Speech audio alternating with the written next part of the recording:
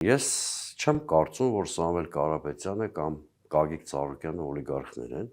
բարի դասական իմաստով, որտեղ գիտենք օլիգարխը ով է։ Օլիգարխի իշխանության հետ սերտաճած մարդն է, կարող եմ ենթադրել, որ Նիկոլ Փաշինյանը գուցե Խաչատուր Սուքիասյանի մասին էր ասում, որը ԿՊ ցուցակում չկա։ Դե Խաչատուր Սուքիասյանը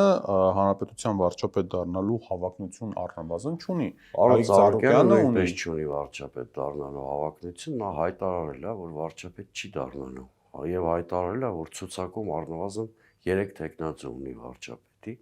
եւ ճիշտ ժամանակին կհայտարարի ով է ցուցակից վարչապետ։ Այսինքն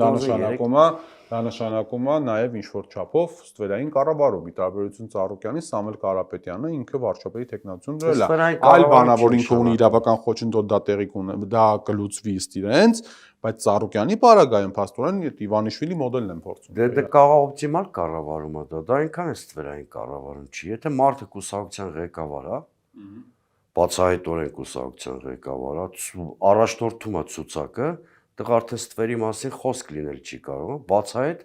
լիդերության հայտ է, քաղաքական պատասխանատվության ամրագրումը։